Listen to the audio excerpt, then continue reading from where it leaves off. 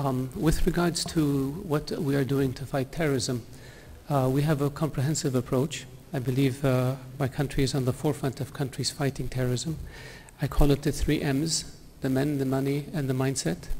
To fight the men, we have equipped our forces, improved our intelligence. We have been vigilant in going after terrorists, killing and capture them.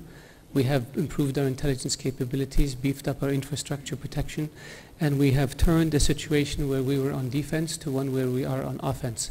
We have stopped over 100 potential attacks against Saudi Arabia because of this.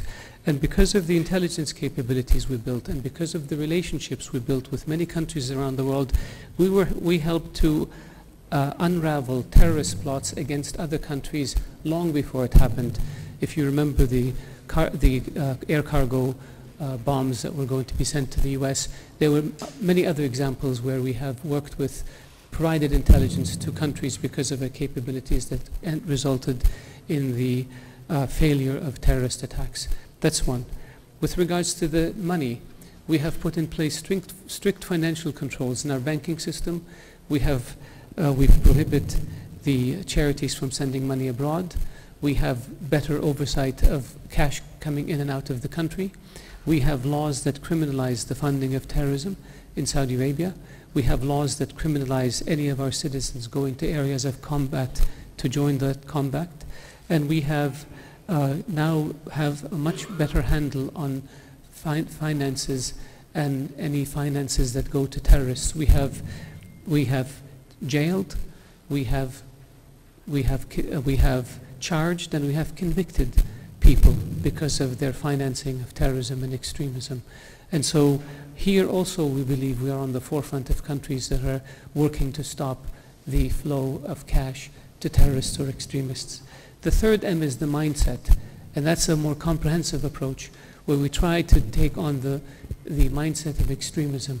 And here this includes education, it includes the mosques, it includes the information and media, it includes a public dialogue, it includes rehabilitation programs, it includes documentaries, it includes establishing a center, a global center for combating extremism.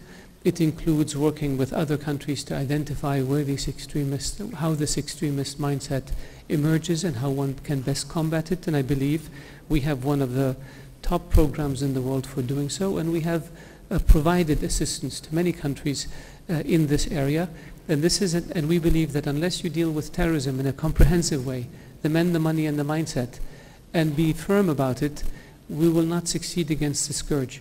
It has to be an international effort. We cannot have any loose wheels. Everybody has to pull their weight if we want to succeed.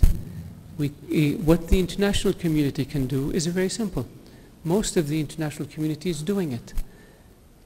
Have laws that criminalize terrorism and extremism, that criminalize terror financing, actually implement those laws by charging people and jailing them and bringing them to justice, work better on exchange of information. In Saudi Arabia, to promote this, we hosted an international counterterrorism conference in Riyadh in 2005.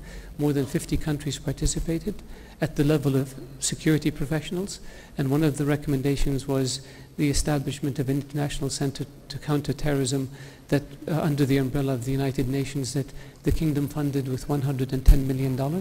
The idea is that if all countries work together, we have a better sense of where money goes, we have a better sense of where people go, and we have a better sense and capability of stopping it. So we have been on the forefront because we have been one of the main targets, if not the main target, of the terrorists. Their objective is to control Mecca and Medina, Islam's 2 holiest places, so they can have a megaphone with which to address 1.5 billion people. We know this, and that's why we're fighting as hard as we can and urging people to fight as hard as we can to end this scourge. We can only have a policy of zero tolerance. We cannot have a country like Qatar that is an ally militarily and in the GCC and in the Arab League, and that hosts an air base from which planes take off to fight ISIS and Daesh, ISIS and Al-Qaeda, and at the same time it turns a blind eye to terror financiers who operate openly in Qatar, turns a blind eye to extremists who advocate suicide bombings and advocate young men going to fight in war zones. We cannot have it both ways. And we're not doing this because we want to hurt Qatar. We're doing this to help Qatar because it will help Qatar, it will help us, it will help the region, it will help the world. One of the problems we still have is the sense of tolerance, in particular in Europe, of extremists under the guise of freedom of expression.